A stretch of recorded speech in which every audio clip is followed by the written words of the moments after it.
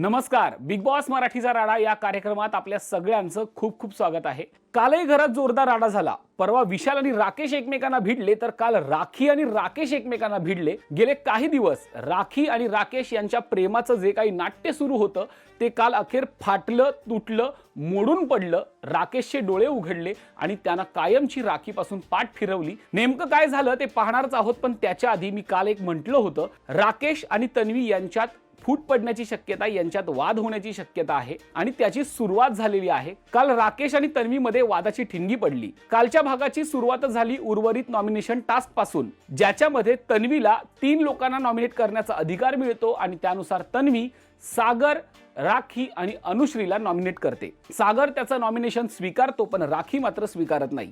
राखी या नॉमिनेशन वेळी दीपालीकडे बघ, ती कशी साड्या नेसून फक्त फिरत असते, तिला खेळ कळत नाही, तिला नॉमिनेट कर, मला काय करते, तुझा खेळ बघ, तुझ्याकडे मुद्दे आहेत का, नुसती एका जागी बसलेली असते, अशा शब्दात तन्वीला सुनावते आणि प्रतिकार करते। त्याच्यानंतर तन्वी अनुश्रीला नॉमिनेट करते। खरं तर अनुश्रीला तिला नॉमिनेट करायचं नसतं, पण कुठेतरी तिच्या टीमशी लॉयल्टी आहे, कुठेतरी तिच्या टीम सोबत तिला प्रामाणिक राहायचंय आणि म्हणून तिनं अनुश्रीला नॉमिनेट केलं। आणि ते सांगताना तिनं काही कारण दिली ज्याच्यावरून अनुश्री तिच्यावर भडकते की तू इंडिव्हिज्युअल खेळत नाहीये, अजूनही तू 12व्या आठवड्यात सुद्धा टीमसाठी खेळते, मग तुझा गेम काय दिसतोय वगैरे अशा पद्धतीनं अनुश्री तन्वीवर टीका करते। अनुश्रीला कुठेतरी हे नॉमिनेशन लागलेलं असतं, कारण की तिला असं वाटतं तन्वीने आता फेअर खेळावं, पण तन्वीची मधल्यामध्ये कुत्तरोड होतीये, कारण की एकीकडे तिला काटा टीम साबूत ठेवायची आणि दुसरीकडे तिला खेळ सुद्धा खेळायचा आहे। त्यामुळे तन्वीची सध्या खूप चलबिचल सुरू आहे। जो खेळतोय त्याला निवडावं की घरातल्या सदस्यांना, तिच्या टीम मधल्या सदस्यांना निवडावं, याच्यामध्ये ती अडकलेली आहे। आणि याचाच दुसरा भाग म्हणजे राकेश आणि तिच्यातील वाद।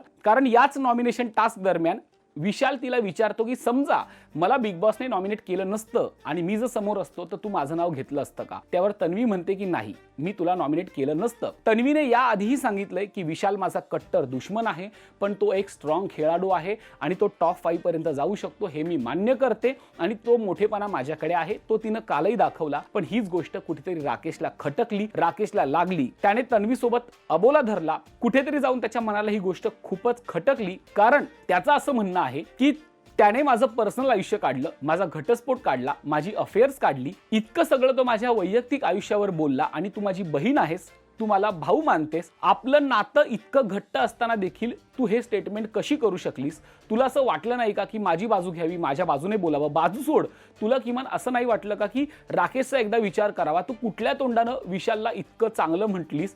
यावरून राकेश फारकत घेतो, पण इथे तन्वी त्याला एक्सप्लेन करते की असं नाहीये, तुझा गेम वेगळा आहे, माझा गेम वेगळा आहे, आपण बहीण भाऊ आहोत हे मी मान्य करते, तुझा मला खूप मोठा आधार आहे हेही मान्य करते, आपलं नातंही मी मान्य करते, पण त्याच्या पलीकडे जाऊन विशाल मला एक स्ट्रॉंग प्लेअर वाटतो आणि ते मी कधी अमान्य करणार नाही, कारण जर मी ते अमान्य केलं तर लोक मला मूर्खात काढतील, महाराष्ट्र मला वेड्यात काढेल आणि ते मी होऊ देणार नाही। जसं की तू राखी सोबत बोलत असतो, राखीने तुला किती त्रास दिला तरी तू कधी तिच्यापासून तुटला जात नाही, तसंच आहे उद्या जर मी तुला सांगितलं की राखी सोबत बोलू नकोस तर तू सोडशील का बोलणं, नाही सोडणार। तसंच मला एक विचारधारा आहे, मला एक विचार आहे, मला विशाल स्ट्रॉंग वाटतो तर वाटतो आणि ते मी मान्य करते, कुठेही मी खोटं काही बोलत नाहीये, जे आहे ते मी सगळ्यांसमोर ठेवलेलं आहे।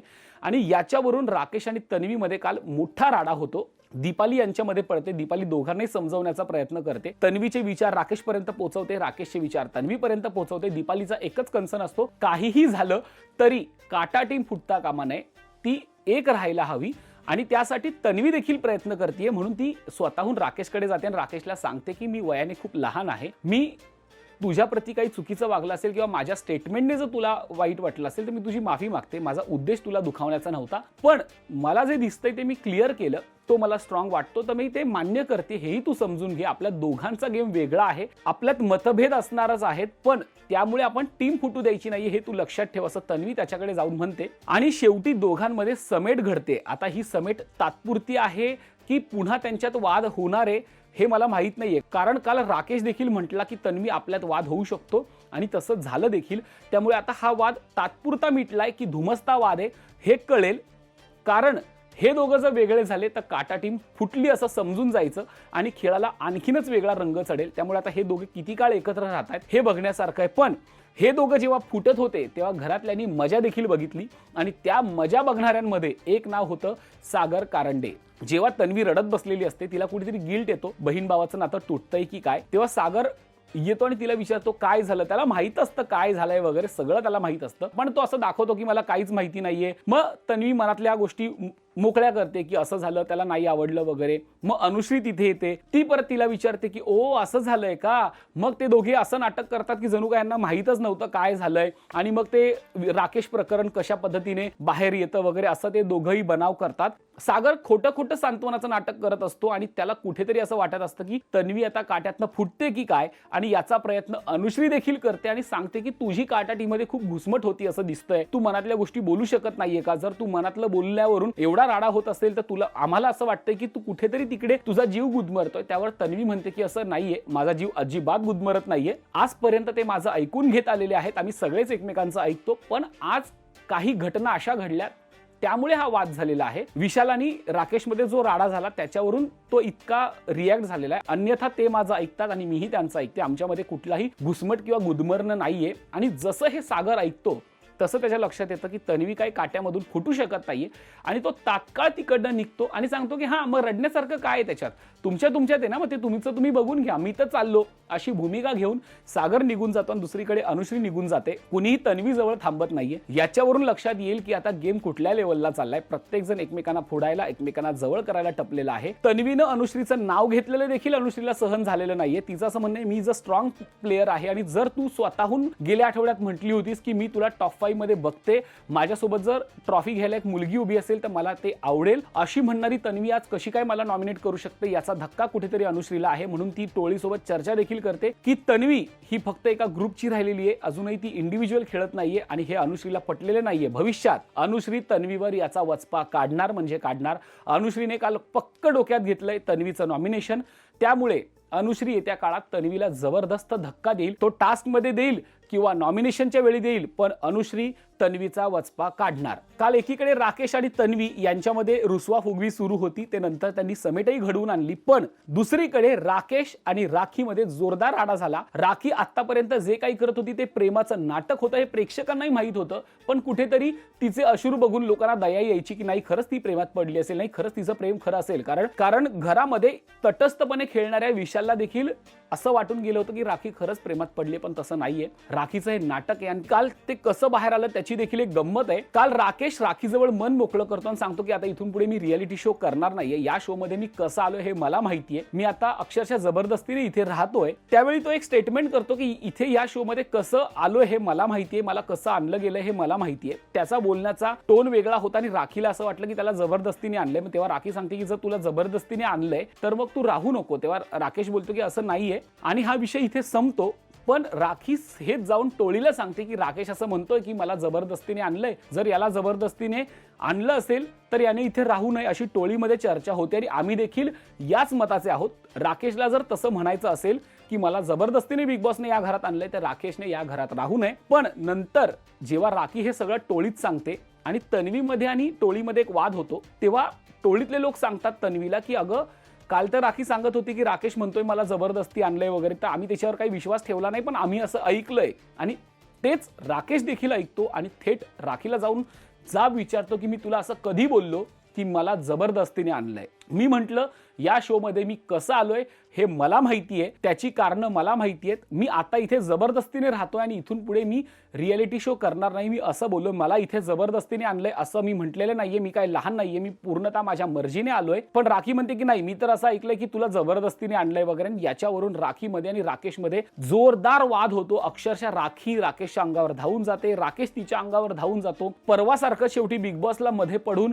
हे भांडण सोडवावं लागतं. यावेळी राखी राकेशवरती खूप घाणेरड्या टीका करते की तू मुलींच्या मागे फिरतोस, तू मुलींभोवती तुझा गेम आहे, तुला मुली पटवायला लागतात, अशा पद्धतीने ती राकेशवर आरोप करते. आणि मुलींचा विषय आल्यानंतर राकेश चिडतो, कारण तो तसा नाही हे त्याला माहित आहे. घरातल्या सगळ्या सदस्यांसमोर राखीने त्याची लाच काढल्याने राकेश कुठेतरी दुखावला जातो, राखी त्याच्या मनातनं उतरते, तो राखीला सांगतो की आतापर्यंत तुझ्यासोबतचा जो काही आदर होता तो सगळा संपलेला आहे, तू हे खूप चुकीचं वागतेस, मी जे काही तुझ्या समोर मनातलं बोललो ते तू 4 लोकांना जाऊन सांगायची गरज नव्हती आणि मी जे बोललो ते तू चुकीच्या पद्धतीने सांगितलं होतं, मला इतकंच म्हणायचं होतं की या शो मध्ये मी कसं आलो हे मला माहितीये, मला इथे कसं आणलं गेलंय त्यामागची कारणं काय हे मला माहितीये. कदाचित राकेशला असं बोलायचं असेल की इथे येण्यामागची कारणं वेगळी आहेत, पण राखीने ते घेतलं की त्याला जबरदस्ती आणलं गेलं आणि त्याच्यावरून त्या दोघांमध्ये तुंबळ राडा होतो. एका क्षणाला राकेश असं बोलताना वाटून गेलं की त्याला जबरदस्तीने आणलंय आणि म्हणून आम्ही देखील सांगतो की राकेशला जर असं वाटत असेल त्याला जबरदस्तीने आणलंय तर त्याने हा शो मोकळा करावा, दुसऱ्या एखाद्या चांगल्या स्पर्धकाला त्याची संधी मिळेल. पण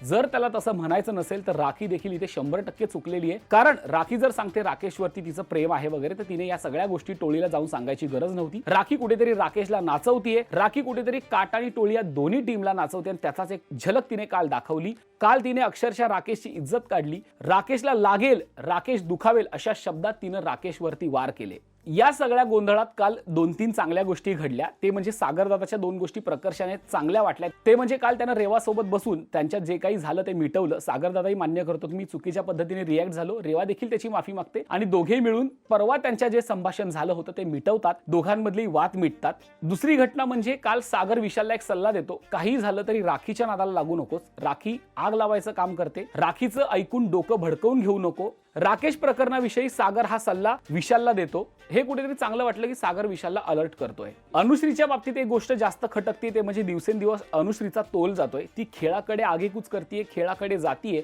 पण याच वेळी कुठेतरी तिच्या जिभेवरचा संयम सुटतोय. ती दीपाली ताईसोबत बोलताना वयाचं कामाचं भान सोडून बोलतीये. अनुश्रीला एकच सांगा असं वाटतंय की तुझं जेवढं वय आहे तेवढं दीपाली ताईचा अनुभव आहे, सो तिच्याशी बोलताना थोडं तारतम्य ठेवून बोल, कारण तू काय शब्द वापरतेस याचं भान तुला त्यावेळी नसतं, पण तिच्या वयाचं भान तू राखलंच पाहिजे. भले दीपालीताई खेळत असू दे किंवा नसू दे, पण जिभेवरती तुझ्या संयम हा हवाच. काल अक्षरशः ही टाळकी काय, मंद बदक काय अशा पद्धतीने अनुश्री काही बोलत होती. त्यामुळे अनुश्रीला जर खेळ सुधारायचा असेल आणि लोकांच्या नजरेत स्वतःची चांगली इमेज करायची असेल तर अनुश्रीने काही काळ तरी तोंडावरती संयम ठेवायला हवा, कारण की फिनाले आता जवळ येतोय. काल राखी आणखी एक राडा करते तो म्हणजे भांडी घासण्यावरून. राखी म्हणते की मी कुणाच्याही सांगण्यावरून काम करणार नाही, मीच या घराची कॅप्टन आहे, मला जे वाटेल तेच मी करणार. त्यामुळे ब्रेकफास्ट सोडून ती लंचला जाते, लंचमध्ये हवा तेवढा पसारा करते, हवी तेवढी भांडी काढते जेणेकरून भांडी घासणाऱ्याला जास्त त्रास होईल. तन्वी सध्या कॅप्टन असल्याने तन्वीला पुरेपूर त्रास देण्याचा ती प्रयत्न करते आणि काल ते राखीनं केलं देखील. तिने शेवटी लंच केला, स्वतःच्या मर्जीनं तिनं जेवण बनवलं. तिनं काल स्वतःच्या मर्जीनं जेवण बनवलं आणि ढिगभर भांडी काढली. ती भांडी कोण घासणार याच्यावरून जोरदार राडा झाला.